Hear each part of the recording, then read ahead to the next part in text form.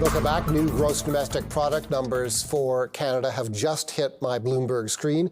The change in monthly GDP from March to April was more negative than anticipated by economists. The Canadian economy contracted by 10 basis points, 0.1% in April from March. On an annualized basis, however, the growth in the Canadian economy was, as expected, 1.3%. So growth, the annual pace of growth in April, 1.3%. That's a big step down, however, from the 1.7% growth that we saw in March. We'll speak with an expert economist on those numbers in just a moment. In the meantime, let's get back to some stories that we're watching for you here in the newsroom.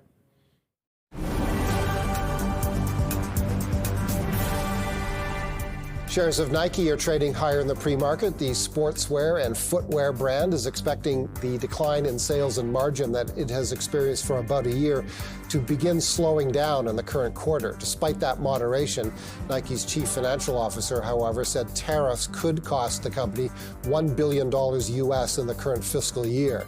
And while the company withheld its yearly sales outlook, as it has in recent quarters, Nike said it does plan to continue liquidating excess inventory. China says it's confirmed details of a trade framework with Washington, confirming apparently what U.S. Commissary Secretary Howard Lutnick has said recently about a U.S.-China deal. That deal includes a commitment from China to deliver rare earth minerals that are used in everything from jet aircraft to wind turbines. Lutnick says the White House has plans to reach agreements with 10 major trading partners.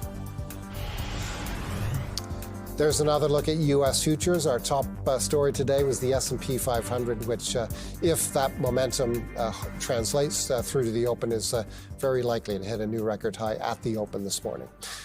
Well, to help us break down the latest gross domestic product numbers for the month of April, let's bring in our next expert guest. He's Richard Forbes, principal economist at the Conference Board of Canada. Richard, thank you very much for stepping in and joining us and interpreting numbers that are now all of 3 minutes old.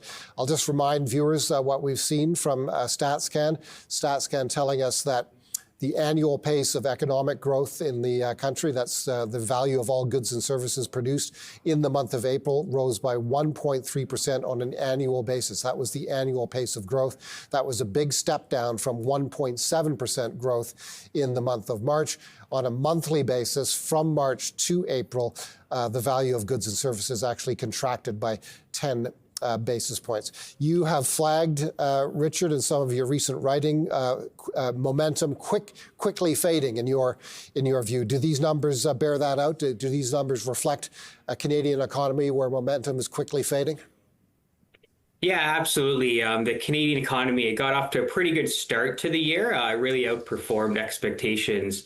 But today's release confirms what we've been saying. You know, the labor market's been pretty sluggish over the last few months. And then further to that, we saw a big contraction in exports in April in the Canadian economy. So that was really what drove the decline.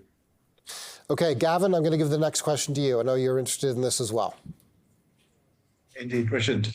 As you said, momentum flagging. And would it be fair to say that that decline in exports was because a lot of it was preloaded ahead of tariffs coming in at the beginning of April? So maybe the decline is a little exaggerated?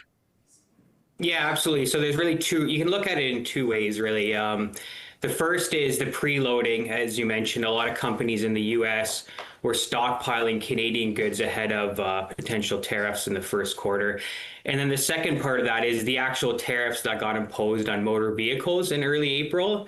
A lot of the auto companies cut production in April, and we had that category actually declined quite a bit compared to other categories. So it was a bit of a mix of both.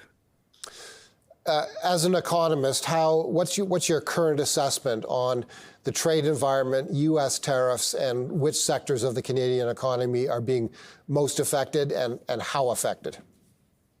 Well, certainly the motor vehicle sector is being one of the most affected, in addition to steel and aluminum, as we saw the U.S. administration double tariffs on that sector a few weeks ago. And then more broadly, manufacturing, a lot of businesses are still really hesitant to invest. So we're just seeing kind of a broad slowdown in terms of investment. So it's really, a bad news story across the entire Canadian economy with this trade dispute. So the sooner we can get to a resolution, the better. The Conference Board's index of consumer confidence hit a record low in March and remains depressed, according to what I'm seeing in some of your recent work. What's the read-through from sagging consumer confidence now to gross domestic product trends in the near-term future? Well, that's a great point. So consumer confidence, the index that we track, it hit a record low in March. And it bounced back a little bit through the spring, but it's still very, very low level. So that's going to translate to more precautionary savings among consumers. Consumers are still pretty worried about the trade dispute, even though the tone has softened a little bit in recent months.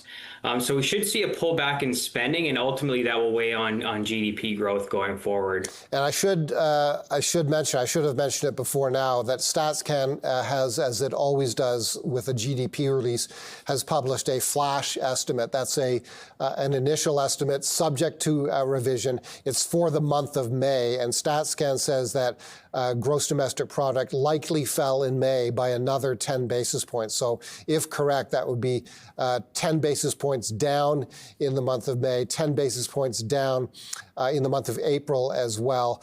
That looks like further confirmation of your view of momentum quickly coming out of the Canadian economy. Yeah, absolutely. So that's pretty well right in line with what we expected. We know we're expecting to see a small contraction in the second quarter as a whole. And then hopefully as, the U.S. and Canada at least put some sort of framework in place for a trade and security deal, we'll see the uncertainty kind of subside, and we'll see the economy pick up towards the end of the year. But of course, this is all contingent on what happens with relations with the U.S. Gavin, back to you. Yeah, so would it be fair to say also a point that we haven't really touched on yet, but that the lower levels of immigration this year as opposed to last year may be contributing to some of that slowdown? Yeah, absolutely. As we've seen record population growth over the past few years in Canada, and the federal government's new immigration targets began in January. And as a result, we saw population growth really slow down in the first few months of the year and into the summer as well. So that's going to for sure weigh on growth going forward as well. One thing, of course, businesses in Canada would like to see is some clarity on the trade front. What's your best forecast on how the Canadian economy would respond to a deal between Canada and the U.S. on trade? Well, we've been saying, every economist has used the word uncertainty probably 1,000 times at this point. So just some sort of framework in place, even if it's not a firm trade deal. Like, remember that trade deals can sometimes take months to finalize. So just some sort of framework that businesses can use would help them planning. With planning, it might help pick up hiring, and it'll help pick up the economy as a whole. So the sooner we can get some sort of vision on what's going to happen, the better for the Canadian economy.